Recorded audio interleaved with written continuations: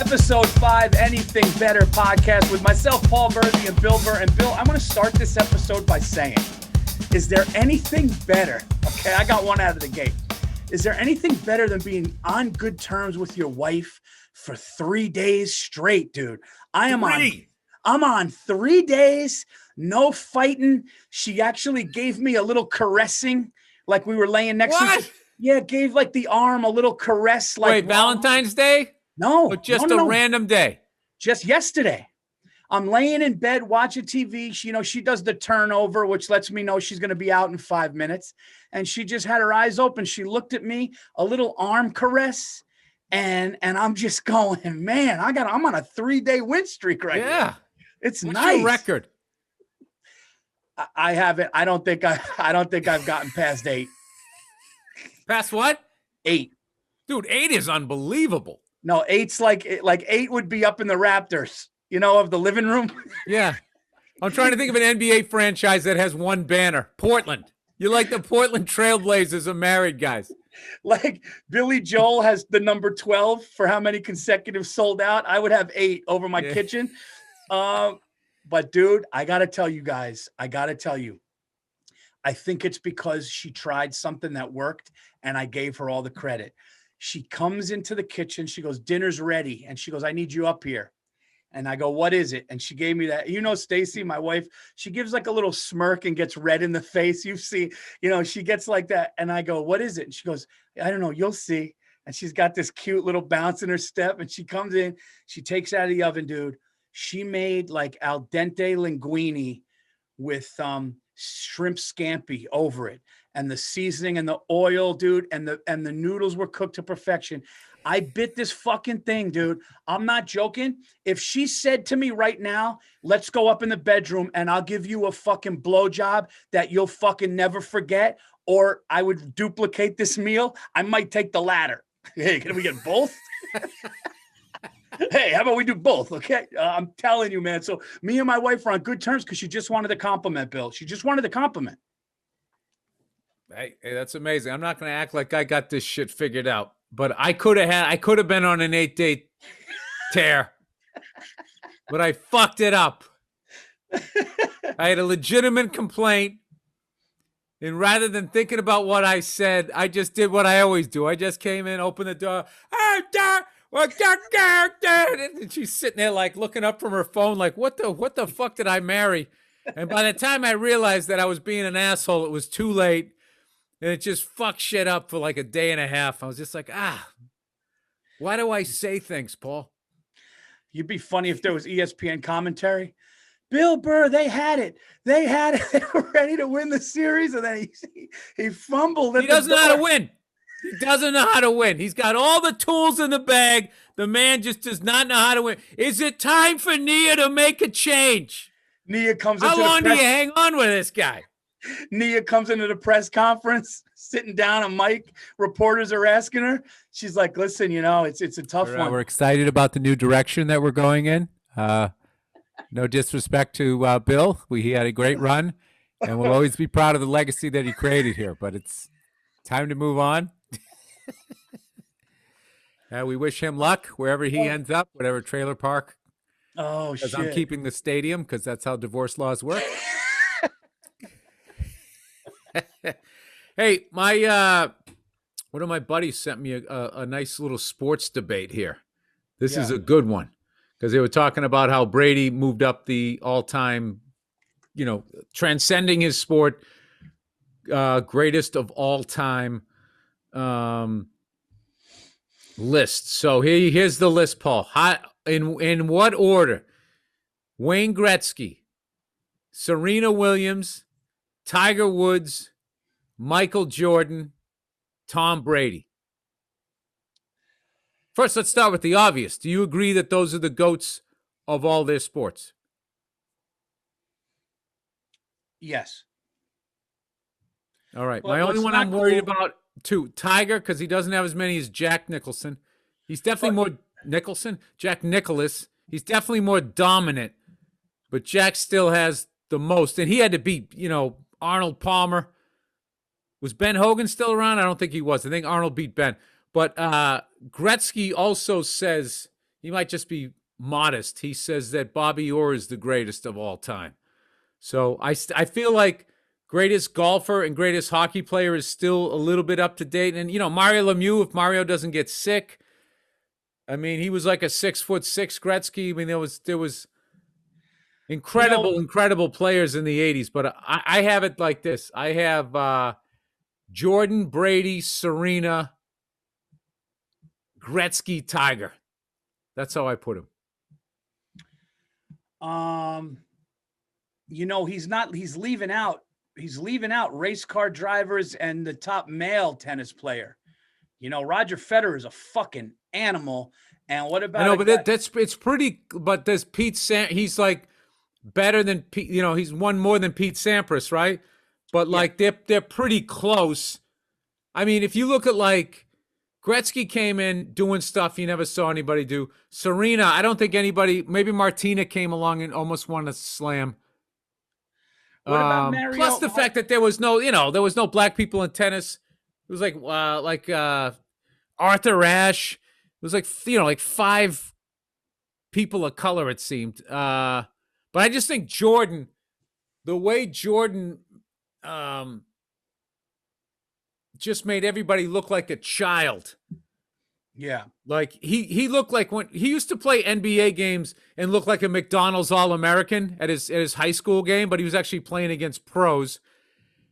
And Brady, just because of the sport that he plays, how short careers are, and that he's been doing it this long, and that he has 19 years or 20 seasons between Super Bowl titles. How the hell, and doing it during the modern era. I also, Jordan, another one for him is he won pre-Kobe, Shaq, Phil Jackson when it started the pylon era. Mm-hmm. Someone was trying to say, well, I'd stick LeBron up there. And I'm just like, well, when Jordan played, you had to beat the best. You didn't just hang out with the best and go, hey, let's all get on the same fucking team. Not saying that LeBron wouldn't have won back then. I'm not saying that, but it's just like, Jordan didn't join the fucking Pistons when he couldn't beat them. He beat him. Yeah, man, that's a really tough one. I don't know if I would put Tiger last like you have him. I like the rest of your list. I like Serena third, where you have her. I like Brady and Jordan where you have him. I don't do Tiger last is sounding dumber. It already sounded stupid because who do you put last? It's hard to put somebody last, but it's not like you're really putting them last with that list. Right. He's still the first golfer. Right. But I know what you're saying because they had to redesign golf. That's a big one though, dude. They didn't have to redesign the basketball court for Jordan. They had to redesign golf courses. That's like some Wilt Chamberlain shit. Yeah. Where they make dunking illegal because no one can block your shot in the league / Was that Chamberlain maybe? Or Kareem? I used to argue with like Patrice going because he used to say the Wilt Chamberlain when they made dunking illegal was straight up racist, and I said, okay, but Patrice, it's also a business, okay, and you got to have competition to make people watch. There has to be a question. If people already know the answer, they're not gonna watch. However, I was proven wrong when Durant went to the Warriors and everybody was just like, yeah, they're going to win. And everybody watched anyways. Yeah. It was like a bad summertime movies, how I always compared it, where it's just like, I know the hero's not going to die. How does he beat the bad guys? You've showed me in the trailer the first 3/4 of this movie. I just really need to see the last 5 minutes. Yeah, well, yeah, but here's the thing too. About the Tiger thing. From 21 years old to 28 years old, nobody. I mean, that kid won the Masters by 21 strokes when he was like fucking just stopped having pimples, man. I mean, it's so. I know, but there's also for me, it's how long were you great for and stuff like that. He's kind of a victim of like his body breaking down. Yeah, dude, there's really no wrong answer here. It's just and the whores. Paul, it's just fun. It's just fun sports talk. The whores that ran into this man's life, they're to blame. I'm kidding. Relax. I prefer to call them distractions. He had some off-field distractions. Oh, dude, you know what's funny is at the beginning of this we were talking about the like win streak of a guy and his wife not fighting, and I got 8. You know, there's a go to that. You know, there's a guy. There's a guy who's got like. Oh, dude, where do we pick up from? I'm just gonna say it. All right, I just said some shit we had to cut out because. Because you used his name in social. No, but I might as well have. I didn't say a name. I pride myself in not saying names, but I'm just like, I just know that, you know, friends of him also have the internet. And if they see this, they're going to figure the shit out. So sorry. No, dude, you're a nice, you didn't even have to say that. I mean, that's the type of guy you are. I mean, who am I? Oh, guess what? I found out the song. You ready? What song? Sugar Pie Honey Bunch. That's the song. We were singing on the road. Yes, you know, can't help my. It's the Four Tops. Can't help myself. Oh yeah, can't help myself. Yeah, I love you and nobody else. But then he would go like, yeah, going across Canada. Yo, dude, the Four Tops, Sugar Pie Honey Bunch had us crying, laughing. Sugar Pie Honey Bunch. Here, there's a couple of Four Tops bangers. I'll see if I have it here. Can't help myself. Yo, I put this shit up against Jay-Z. All right, ready? Showing our age here. It's the same old song. Yeah. Dun, dun, dun, the summer, you know that. Yeah, I've heard him a million times. I don't know. Dun, dun, dun, dun, dun, dun. Yeah. Oh, baby, I need your love. Got to have all. Dude, one night. All the way across Canada. We played one night pickup hockey, listened to Motown, and got absolutely hammered for 21 days straight. And it was glorious. One night we were on tour, and me and Bartnick shared a room.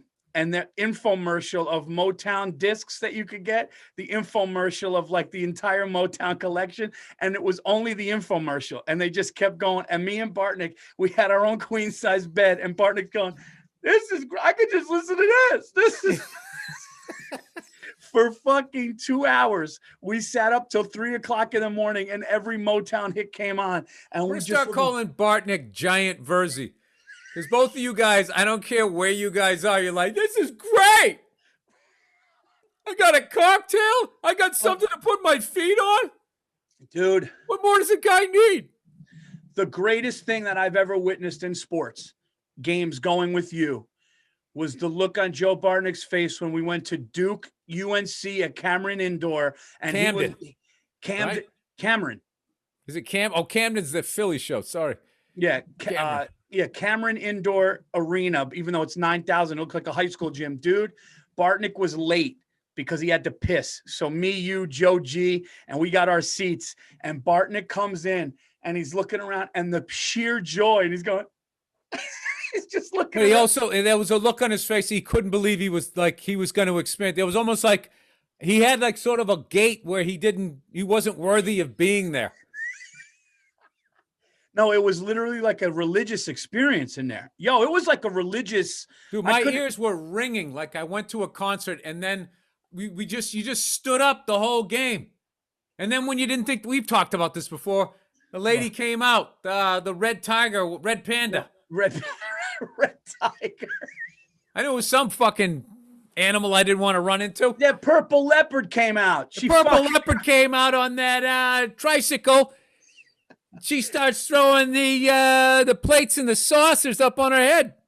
And then, dude, Coach K waits to be the last one to come out, like the finale before the game starts, and all the students start going like this, and Coach K just walks out in his suit. And oh, dude, that was the greatest experience I've ever had in a sporting event in my life, dude. You know what's great too?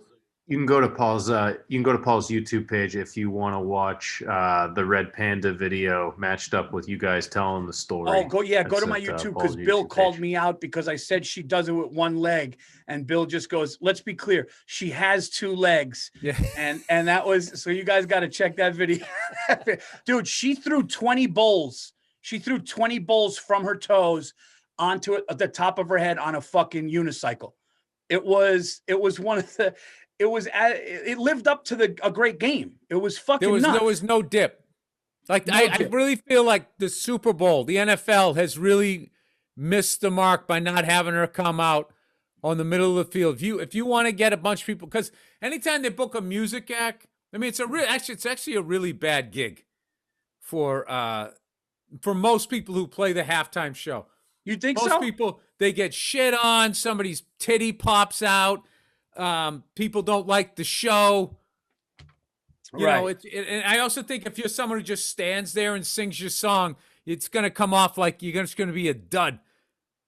But you get the Green Dragon out there, Paul, right? She gets on a bicycle built for two, starts flipping those humidors up.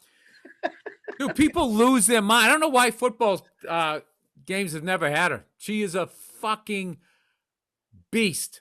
Dude, she followed Carolina Duke at Duke. There was no dip. And not only did she follow it, she was following a great game, and people went as nuts for her. And dude, there's a documentary on her when she was like a little girl. She was like throwing up like 4 on her head as like, it was like, she's like the goat of that. All the other kids were asking to lick the spoon, and she was throwing the bowl up on her head. That's when they knew she was special. She's talking to the other parents at school. They were like, is she eating yet? She's doing a little more than that. She's fucking juggling on a unicycle, dude. I got one for you. Most drunk you've ever been, because I realized that people have ruined sporting events by their drunkenness. If you can remember, most drunk you've ever been that you could actually remember and recollect some of your behavior at a sporting event. Do you know what it was? There's a lot of memories. I can tell you what, I feel bad for Carpenter. Bill was shitting on the fucking kicker of the Dolphins so hard. I can't even tell you how not drunk I was when I did that. You weren't drunk at all? No, something happens to me when I go into a stadium. I lose all sense of inhibition, and dude, I just start yelling, and I want to make my section laugh. No, dude. I just become the class clown of my section. Back when you could do that, but now they drown you out because every time there's a stop at your play, you're watching 3 choo-choo trains a different color, and everybody's hoping they're going to win a taco. Well, yes, that's back when that used to be my time. Well, yes and no, though, Bill, because me and you were drinking that bourbon on that ferry in Cincinnati from Kentucky. So, I mean, you definitely. That's right. Oh, that's child's play. We were doing that every night. I was in game shape for that fucking Cincinnati game. It was the fucking Bengals versus the Dolphins when they both stunk. There is no way that Carpenter didn't call his wife or whatever woman was in his life that night going, there was a guy driving me fucking nuts. There is absolutely, there's no way that kid. I hope one day I see him on the NFL Network. They're like, worst fans you ever been in front of. They're Bengals fans. Bengals fans. You made that. They got East Coast accents too. It's weird, man.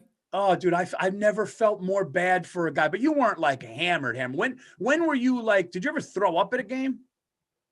Yeah. 1989. Wow. Pat's game. Wow. Yeah, I was leading up to my getting pulled over for drinking and driving. I was on a run.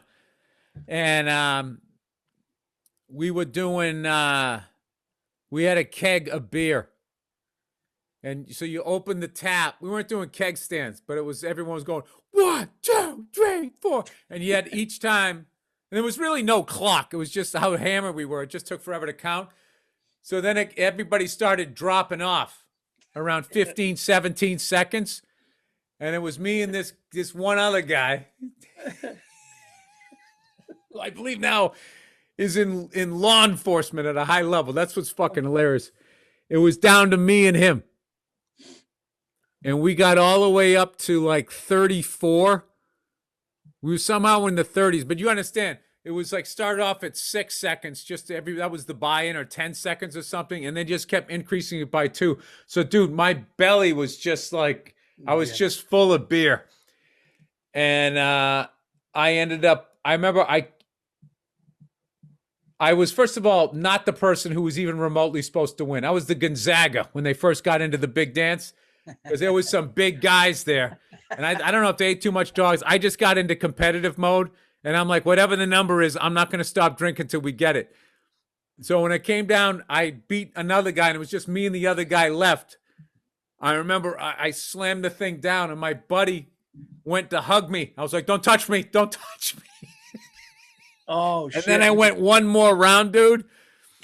And it was funny because we paid to park on this lady's lawn. And I don't know what I puked on, but it definitely died afterwards, dude. I just like, dude, it came back. You know, you ever puke so fast it comes back up, it's still cold?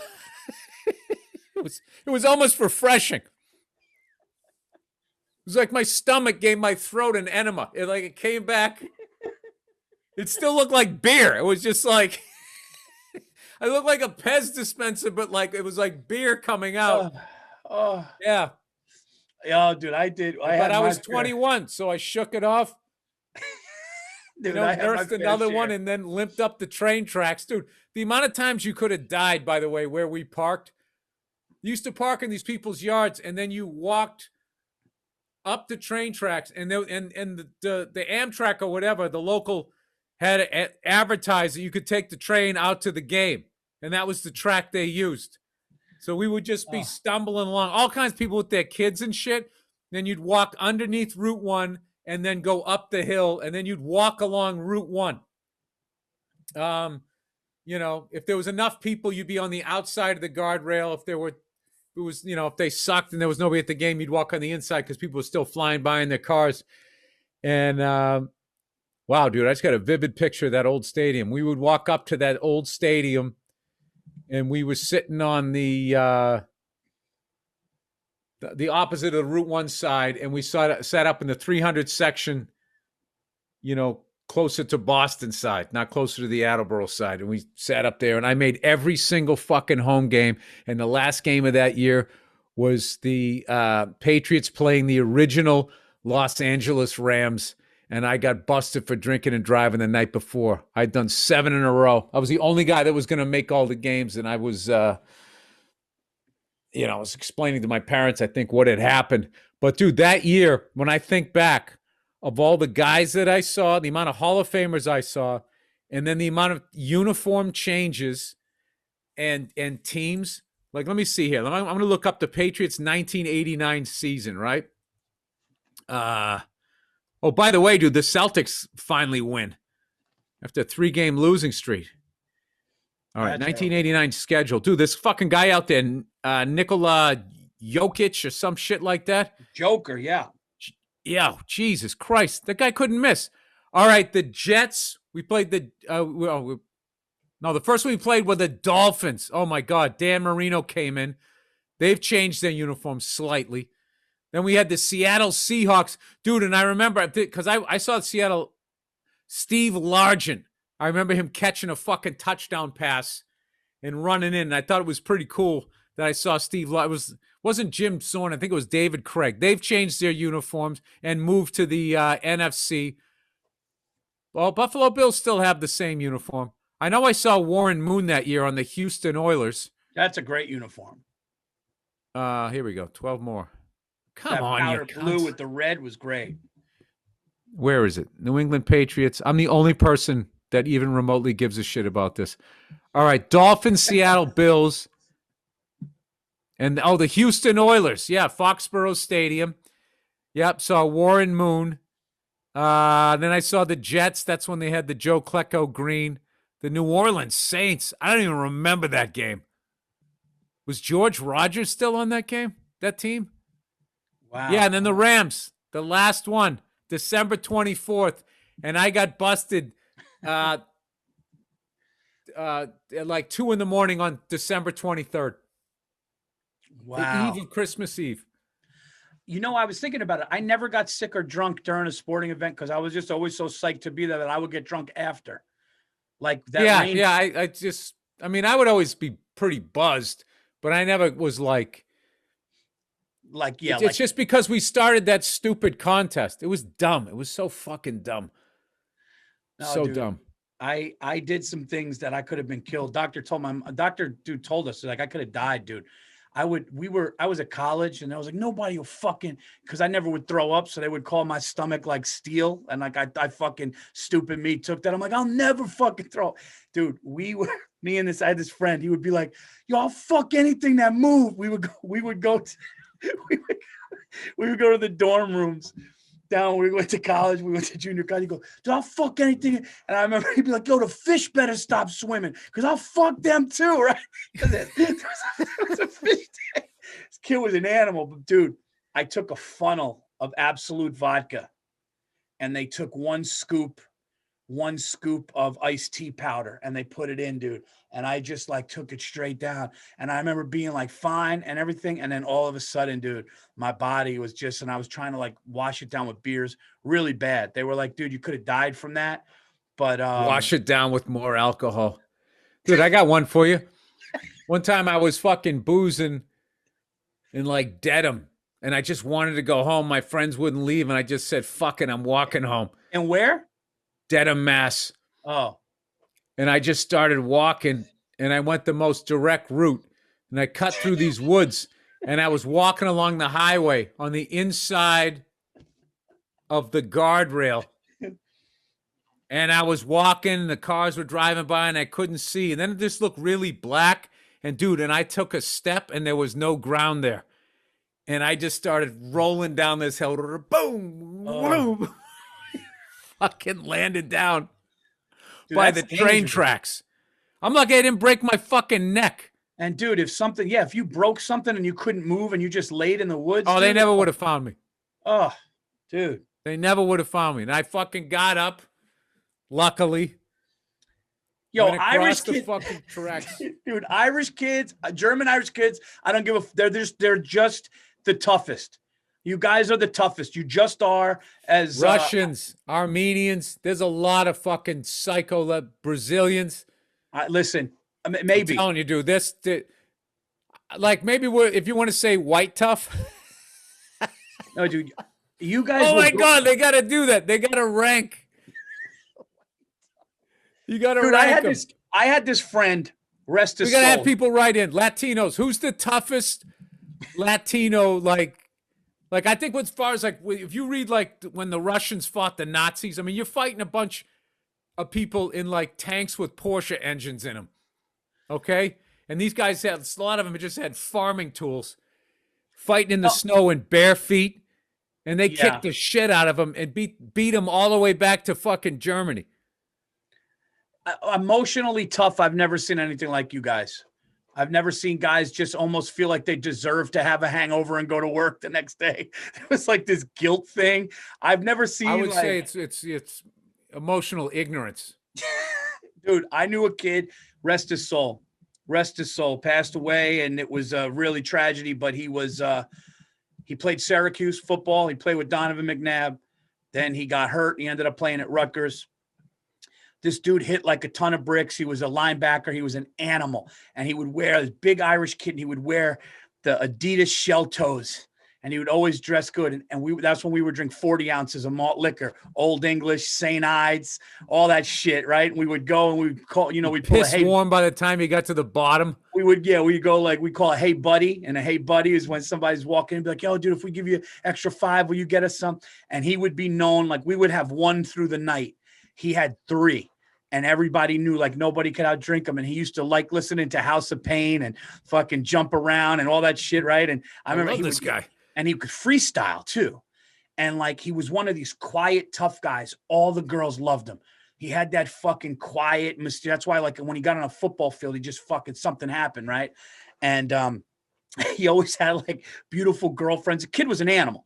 And he's like, Virzi, man, come in here. I'm gonna freestyle. And he would freestyle and people would go nuts with his freestyling. And we go into the bed, we're in a hotel party. And he just took a liking to me. We became close. Virzi, come here, man. I want to freestyle for you. So we're sitting in front of the toilet.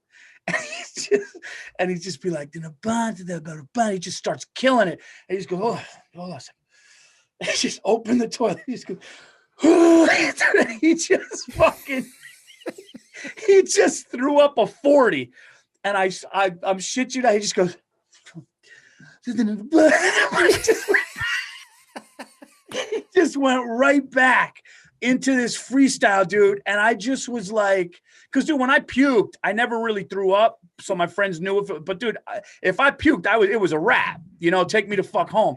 This kid just wiped it and kept freestyling, dude. Did you ever see that video of that kid playing drums? He was either playing in a band or doing a drum solo, like a talent show. And he was nervous. He was killing it. And he just fucking, at one point, he just he just stops playing and just, oh, no, he kept the hi-hat and the bass drum going, hurled, then did some more shit, hurled again, and then had a little more left, and then just went back to his fucking solo. And I just would have been like, if I was his dad, I would have been like, son, I don't think I've ever been so fucking proud of anybody in my life. Oh, the fact that you just, because what I loved about it was people gave him props for continuing to go. You like, you never stop. You just keep going. I mean, throwing up is one of my favorite things to do. Is YouTube guys throwing up at weddings in the church. They just start wobbling, and then like. How does she say I do after that? Dude, if I was standing there and my wife came walking down the aisle and just puked, I would have been like, you don't want to marry me? Literally, the sight of me as your groom makes you sick. I would love to see how many of those weddings where the guy yacked ended up in divorce. I should have known on my wedding day. You weren't feeling right about him? No, he saw me and threw up. Oh, my God. Donovan McNabb, dude. Donovan McNabb in the huddle. I hate to I hate to say it. I used to do a joke. I go, dude, if General Patton was talking to the troops before they went into an invasion or a war, and he's like, some of you are not going to, like, dude, fuck that. Yo, I'm not going. I know. But Donovan still showed up. He just didn't get it done. He just went up against a Patriots team. That's all. I know, but Bill, your quarterback throwing up in the fourth quarter of his Super Bowl in the huddle. Paul, I would love to say that you could look at my whole life and I haven't been the guy puking in the huddle. Maybe not literally, but I mean, it happens. It's just his shit was on TV. Helix mattress, everybody. I got to tell you something right now, okay? And I'm not even just bullshitting. Normally, I have a bad back. You guys, I have a C6 disc. I got an L45 disc. Sometimes I wake up on a shitty mattress. It's like I've been in a car accident. I slept on this fucking Helix mattress like an absolute fucking angel. And I'm not bullshitting, okay? I slept good. No back pain, okay? I'm not even kidding, dude. I slept like an infant. You're the only guy who curses more in their advertiser than me. I'm loving this read. No, I slept like an infant who just hit 25 pounds. Through the night, 12 hours, no pain. The mattress was incredible. We got the middle level one, which is a little firm, but you get a little bit of give with it. It was really incredible, man. My wife and I both love it. And yeah, man, we're going to even get now the Helix pillows. All right, Paul froze up on us. All right, Helix Sleep has a quiz that takes just 2 minutes to complete and matches your body type and sleep preference to the perfect mattress for you. Why would you buy a mattress made for someone else? With Helix, you're getting a mattress that you know will be perfect for the way you sleep. Everybody's unique, and Helix knows that. So they have several different mattress models to choose from. They have soft, medium, and a firm mattress. Mattress is great for cooling you down if you sleep hot, and even a Helix mattress for plus-size sleepers.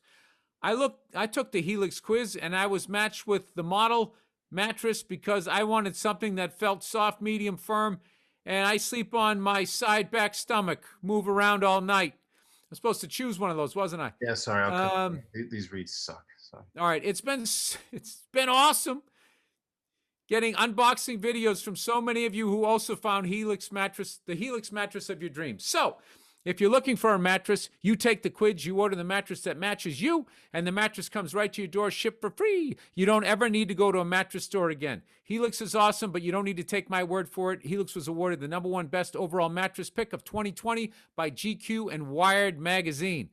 Just go to helixsleep.com/better. Better? That's what we get. Oh, anything better. Okay. Just go to helixsleep.com/better. Forgot what podcast I was on. Take their 2-minute sleep quiz, and they'll match you to a customized mattress that will give you the best sleep of your life. They have a 10-year warranty, and you get to try it out for 100 nights risk-free. They'll even pick it up if you don't love it. Gross! But you will. Helix is offering up to $200 off all mattress orders and 2 free pillows for our listeners at helixsleep.com/better.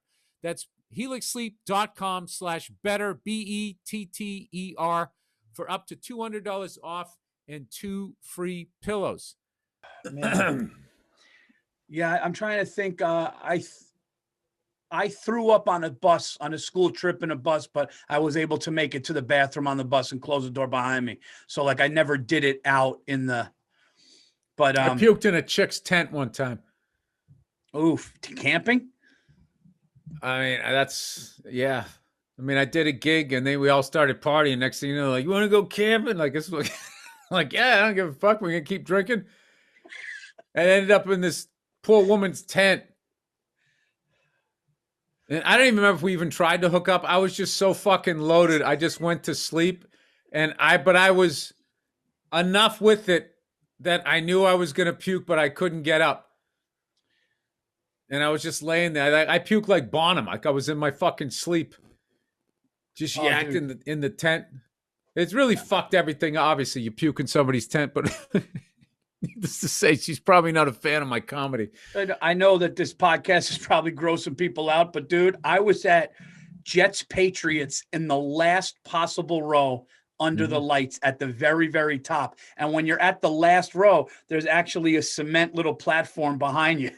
There was a dude face down and his body would just jerk. And when it jerked, liquid was just, and it would jerk again. And he was like a doll that they stuffed with a fucking, and you just push, and he would just keep going and he would jerk. And it grossed me the fuck out, man. I don't know, dude. I got to be honest with you. 2 things that make me laugh. A guy puking and a guy crying are the 2 funniest fucking things.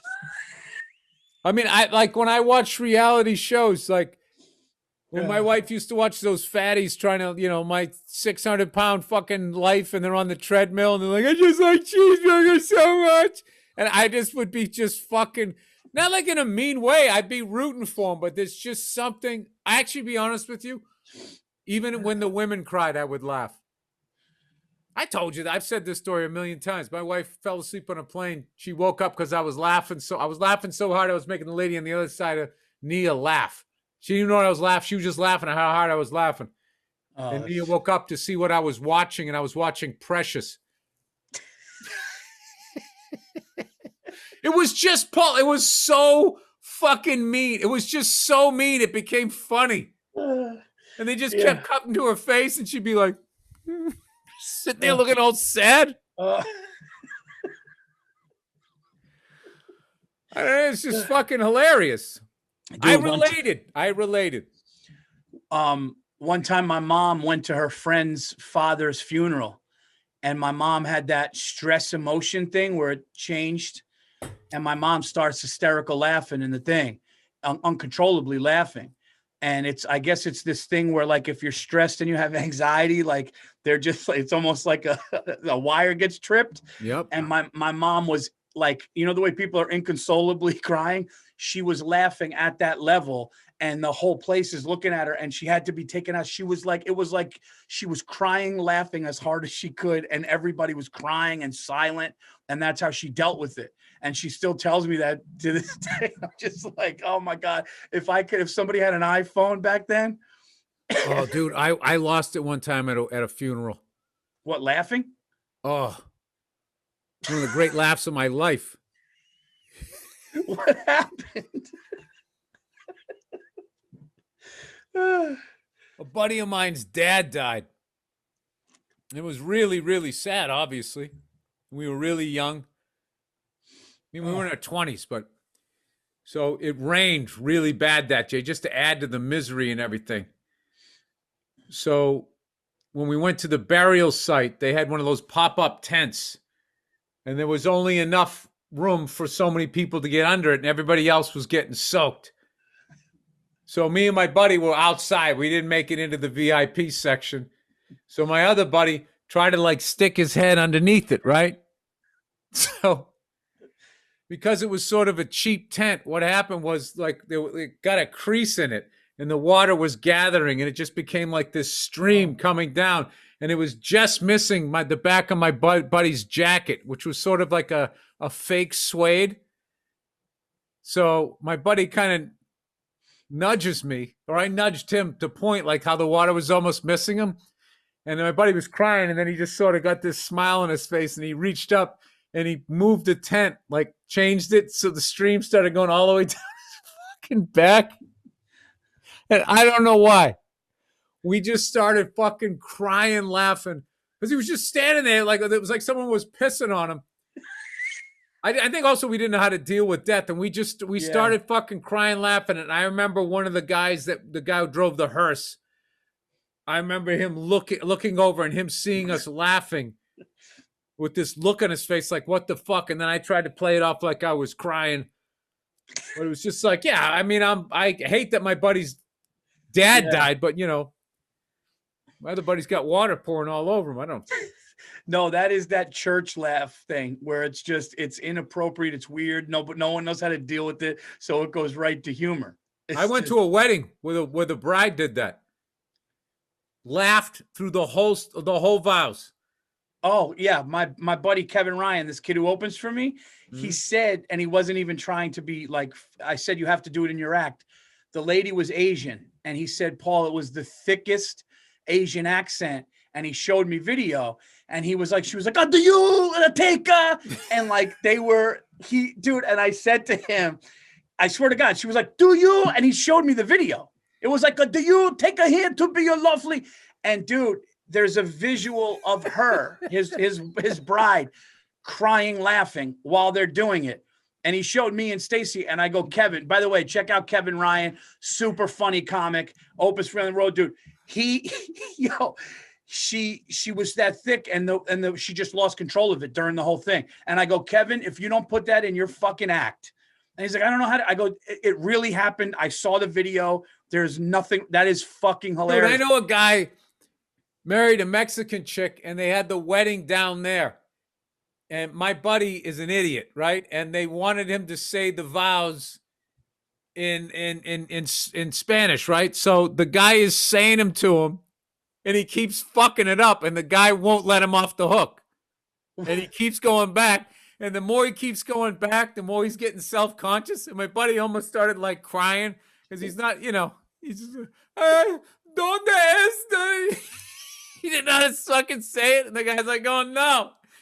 And he just stopped the ceremony until he said the shit right. And I was just sitting there going like, I think there's a certain element here that's pissed that she's marrying a white dude. So he's taking him through the paces. Dude, it was fucking hilarious. It was the longest. I mean, it was like, dude, it was the better part of 90 seconds. And it was like, it felt like 2 hours.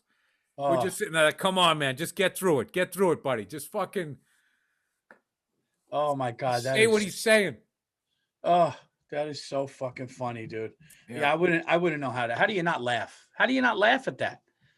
You know, and then people look at you like you're rude and you did something. It's like, does anybody else hear this? Guy just fucked up the whole thing. My brother. I think becoming a comedian though fucks you up because it's almost like your tolerance for humor goes up. Yeah. I can't even say it like, you just. What is it? It's like the more music you listen to, the better taste you have. The more comedy you watch, the more it takes you to laugh. And the more you start seeing comedy where there's no comedy. And then you just start becoming the guy who's laughing when nobody's laughing. Which used to happen to me back in the day when I would go to movies, when you could go to movies. Oh, Paul, when is this fucking thing going to be over? What's it called? I'm so sick of it. I'm so fucking sick of it. You know what I got into, dude? I got really into, I think I told you that I had a fantasy about, I have fantasy. One of my fantasies. Paul, keep it clean, huh? No. One of my fantasies is to rob a bank. I told you that, right? You know that. I always wanted to rob a bank, right? You're going Trump on me. You know that. Everybody knows that. No. I know anybody who knows it. I always love that. Yeah. You know that? I know that. Everybody knows that. That is the greatest way to end a point. That's my favorite thing ever.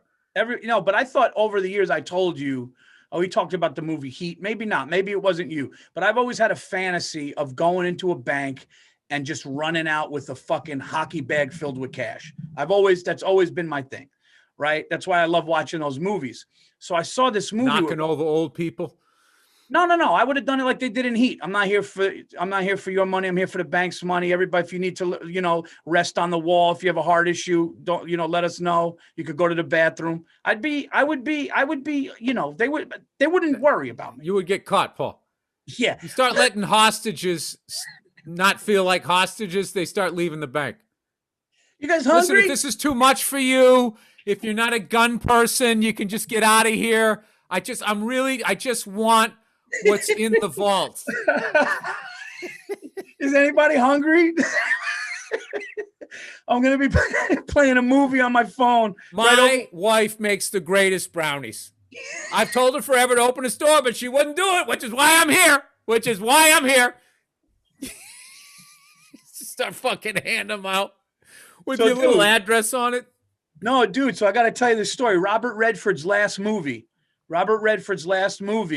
was a movie called The Old Man with a Gun. And I watched it the other night, and it's a true story about a dude who was in his 70s in 1981 in the Dallas Fort Worth area of Texas. And he would walk in dressed. He was a fucking gentleman, dude. He'd walk in dressed in a nice suit. He had a hat and like a little thing. And he'd walk in, he had a little, like a mustache, and he would like look very just non-threatening at all. And he would walk up and go, "Hey, I'm here to see the manager." And you go on the manager. He goes like, "Oh yeah, what can I help you with?" He's like, "I'm here to, take out a loan." And like, "What type of loan?" And he would just show his gun and be like, "This type." And then he would go like, "Just put whatever you can in the bag." And one woman started crying. And he was like, No. He goes, "You're doing it." She goes, "Why?" He goes, "Why are you crying, sweetheart?" She goes, "It's my first day." And she's just put the thing, goes, "You're doing great. You're doing great." And dude, she would just give him the thing and he would walk out. Grab the green stuff and stick it in the brown thing. And he goes, "Listen, I don't want to hurt you." He goes, "I like you. As a matter of fact, I really like you and I don't want to hurt you. Just put it in the bag." And dude, this guy hit off. Or else I'm going to blow your fucking brains out. I mean, no, this guy just don't let me do that. He hit off. He was in and out of prison. He escaped San Quentin. He was in and out of prison from 15 years old. And then he gets out as an old man. They finally catch him. And he gets out. He gets out. He goes to jail. He does his time and he gets out. And he just fucking met a woman and settled down and just couldn't handle normal life. And she was like sleeping one day. And he goes, "I'll be right back. You need anything from the store?" And he hit up 4 banks that day and got caught. And guy was like 75 when he just couldn't not go into. He had to scratch that itch, Paul. The guy needed some action on the game. God bless him. I mean, just sit there and hold the yarn while she needle points. Never hurt a soul, that kid. He never hurt anybody. Except himself. You wouldn't want to rob a bank? Like you don't have any kind of like no. I mean, I don't know. I mean, when I was younger, I wanted to, but that what really was looking back is I didn't know how to talk to women. So I needed to do something cool and talk about it loudly near them, thinking that was what would bring them. I never realized all I had to do was just say hi and make them laugh. I could have just had a completely different career. I wish I could go back in time as old me and be like, dude, just say hello and see what happens. You don't have to achieve things. Well, Not at that age anyway. When was your first girlfriend, real girlfriend? How old were you when you had like your first real, like, walk her home, hold her hand, make out for the first time? Were you in your young teens? Like 30? Like legit, like I could marry this person? Yeah. No. 28? No, I don't mean like marry. I mean like, your first like make out, go to the movies together, like, Wasn't my first girlfriend. She was older than me. She was a lot older than I was. I'm not going to get into this, Paul. It wasn't until I got to New York I kind of fucking settled down.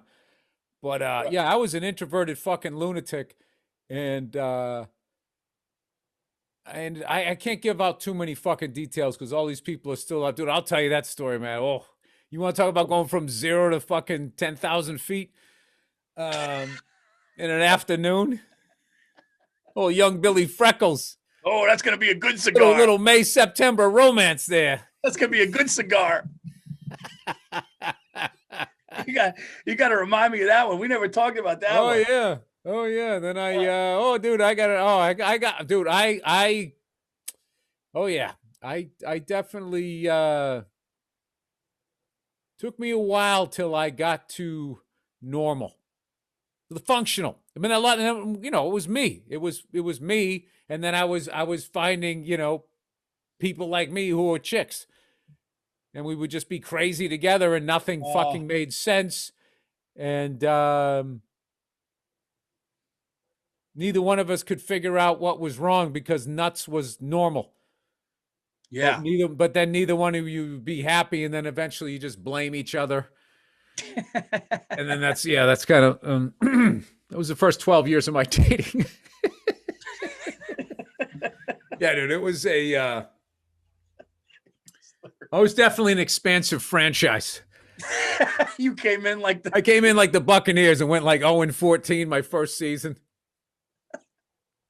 Yeah, I was going to say Carolina Panthers, but they actually went to the NFC Championship year one. Kerry Collins. Wow. Yeah. That's and that amazing. was the same year. How crazy is this? And I think I'm not mistaken here. It's the same year the Jacksonville Jaguars came into the league and they went to the AFC Championship with Mark Brunell and Coach Tom Coughlin.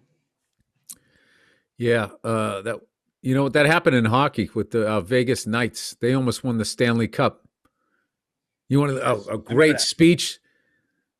The head coach of the Vegas Knights said, "All of you are here today because every other team in the NHL didn't think you were worth saving." And then they just all fucking bonded. Dude, they think you're done. Well, guess what? I think you got a little more in the tank. Something like that. I said this as a non-hockey guy.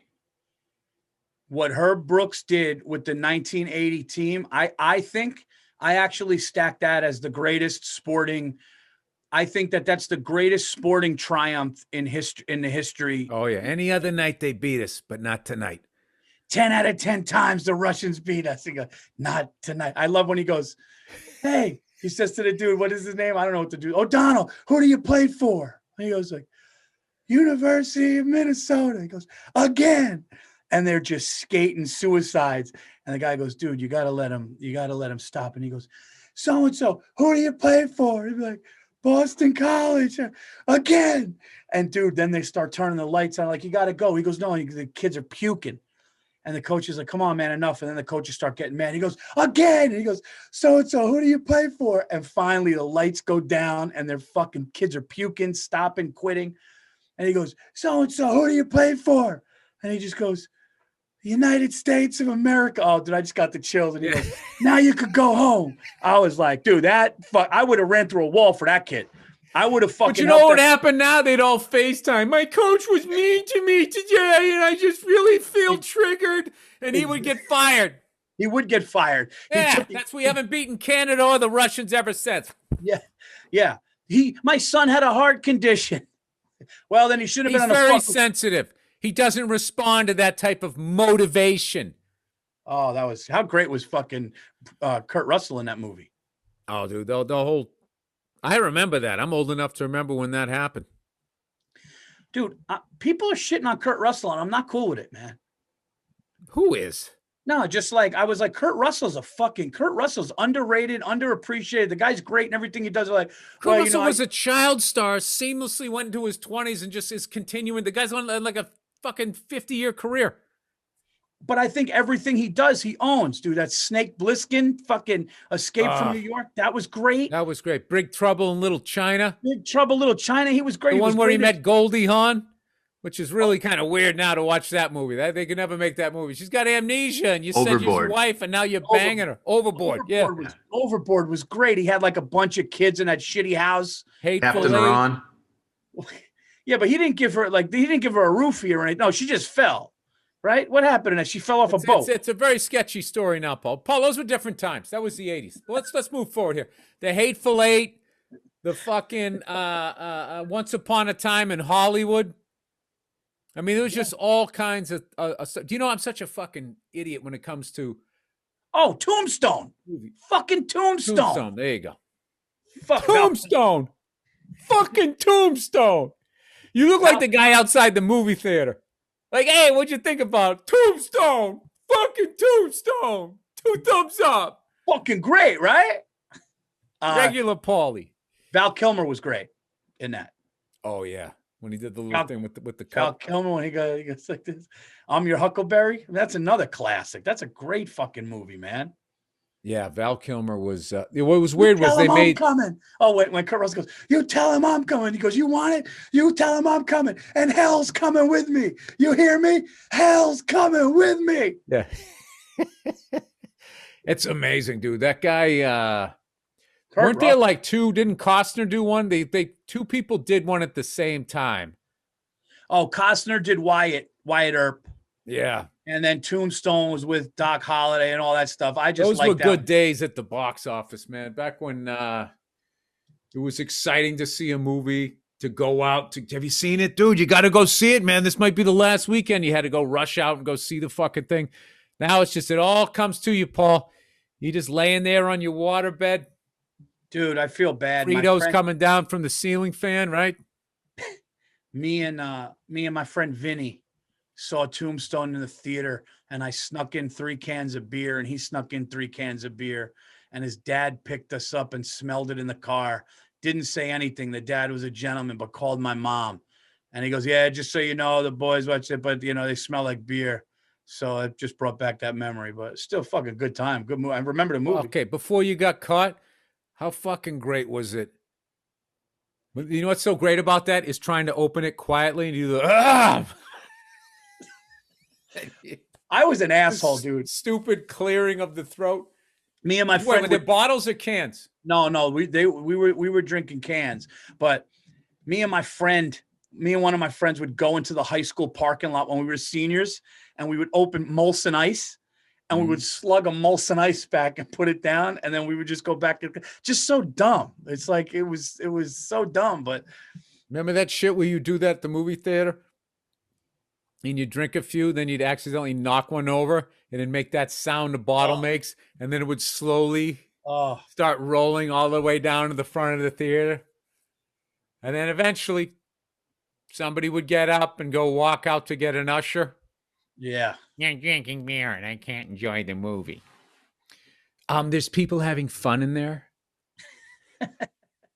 Oh, it's a different time, okay? Yeah, it's a different time. Can't help myself. I love you and nobody. Yeah, it's a long fucking time ago. When we saw Clyde Frazier at his 70th birthday at the Garden watching them, and you remember what you said? You were like, look at his fucking look. He's just going back to those. They just did a thing on Clyde, a little documentary, and they walked him through his streets of Atlanta in his home. And he just talked about his mom and the neighborhood. And he's walking there dressed like in fucking full-fledged, like 1976. Meanwhile, it's 2020. And he was just walking down the streets, and his mom would say, "Oh, Clyde, he's always at the court. He's always at the court." And he's just walking down the street, man. It's so fucking cool, man. Legend, awesome. Dude. Fucking legend. By the way, I got one for you. Is there anything better than my New York Knicks going for 500 tonight, 15-15 if we beat the Orlando Magic tonight? Celtics are only a game in front of you. I love you too much to say, you're not playing well when you're only a game in front of the Knicks, but you guys are playing way better. Yeah, but you got guys that are gonna, quickly guy. How about my Bruins? They're playing tonight, but they're fucking they lost to the Islanders, but dude, they beat your Rangers back-to-back games. Look like 2 playoff games. All right, let's do something fun. Let's do something fun for the fans. Let's throw a little action. All right. Okay?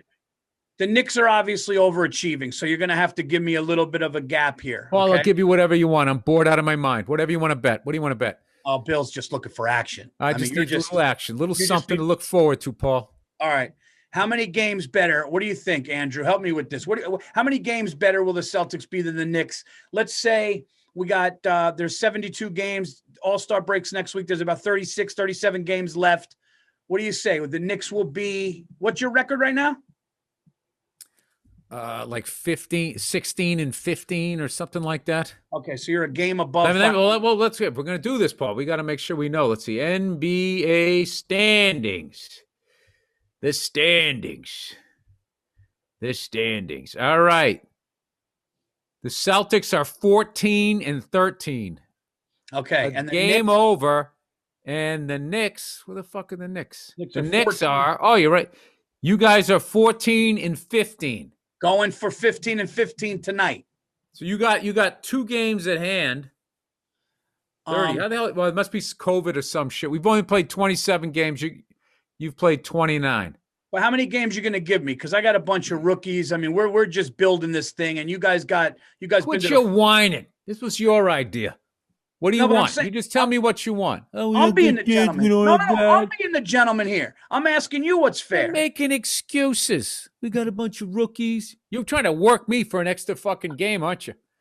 How many you give me? 6? We're going to be 6 games better than you? How many games are they playing this year? Each other? No. Total. I mean, they're not playing. They're playing 72 games this year.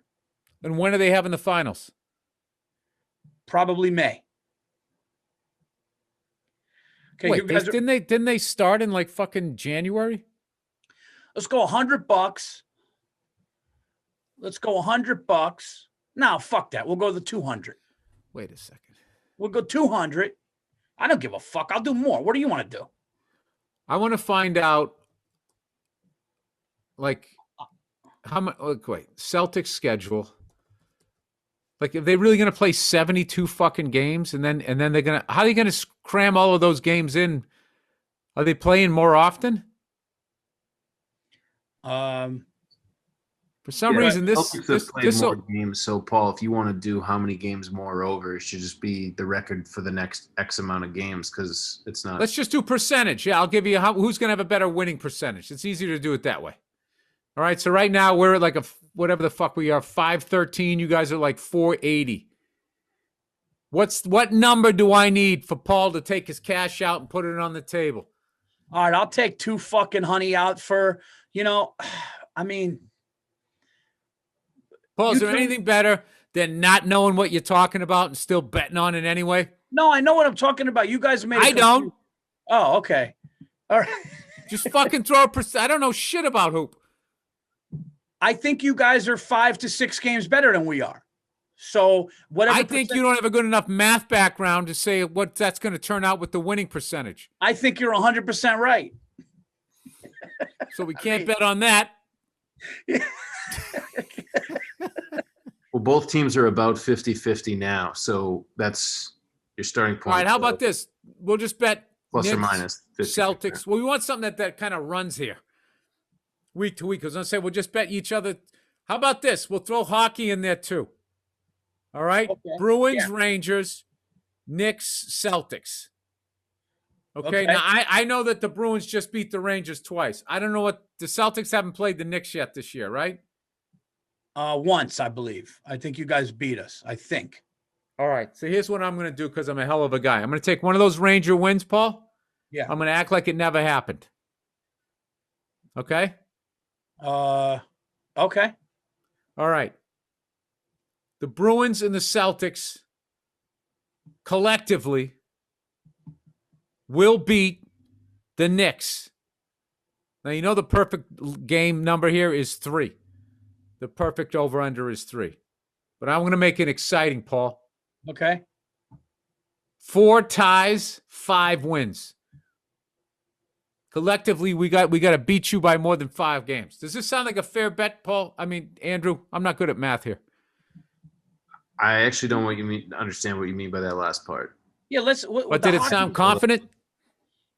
Sound like I know what I was talking about. I just didn't get it. Saying the Bruins, the Celtics, and the Knicks are going to play each other a certain amount of times before the end of the season. The Bruins are going to play the Rangers a certain amount of times. I'm saying that collectively, the wins the Bruins and the Celtics get against the Rangers and the Knicks will be at least 5 more than what the Knicks and the Rangers got off the Celtics and the Bruins. 5 more percent or 5 more wins? 5 more games. We're not going to do 5 more. percent. That's going to take us. That would take me. I'd have to be born again as a smart math person. Okay. So total Knicks, and I get it. 5 games total. I'm glad you got it, because I was getting to the point where I didn't care anymore. I was just going to start betting on anything. Let's bet on something, Paul. I need something. All right, let's bet on something. Let's bet on who's your favorite Celtic? Who's your Celtic? Tatum? Oh, did you see that little movie he had and he finished with the finger roll last night? No. Oh. Well, him and Jaylen Brown, it's their team. Marcus Smart is out right now. I love what was it? I almost said Theus, like Reggie Theus. What's that guy? What's that guy's name? Oh, I know. It's Theis. For some reason, I can't remember how to say his fucking name. Andrew, can you find out when the Knicks play the Celtics again? All right. Well, we've lost Paul Virzi. I think he said he's going to jump back in. He texted me. I don't know where he is. Where did he go? I don't know. I just looked up the NBA schedule there, Andrew. Yep. Now I'm doing a podcast with you. By the end of this pandemic, I'll have a podcast with every person in comedy. It only has the games up to like March 2nd, and the Celtics have already played the Knicks, and we lost. Yeah, January 17th. Yeah.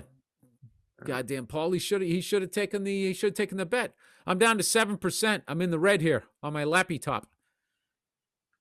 Want to give him another minute? Did we settle on the bet? Do we know what the bet is?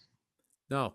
How about the listeners come up with whatever the fucking bet should be? All right, hashtag AB bets. Why don't we do? We should just do what seed you're going to be. Yeah. All you have to do is just guess what seed your team is going to be. Closest without going over. I liked your first idea. I like the winning percentage from today on for the rest of both seasons, whatever the winning percentage is. Oh, I was doing it them playing each other. Oh, just each other. Yeah. All right. Oh, there you go. I don't know. We'll come up with something, everybody. Well, you know what? We were like March, right? We came in with like a lion, going out like a lamb. Like a lamb, yeah. One way or the other. All right. Well, that's the Virzi Bill Burr podcast here. Anything better? Thank you guys so much for listening. Paul, he doesn't like people, so he stays up in the woods there. I am a people person. I live amongst all of you. So my internet works. All right, that's it. We'll see you next Wednesday. Go Celtics, go Bruins. And let's see, I got to say for him, go Knicks. Who else is he into at this point? Rangers. We'll say Rangers. I think he's more of an Islanders guy. I don't know. All right, that's it. We'll talk to you guys next week. Thank you so much for listening.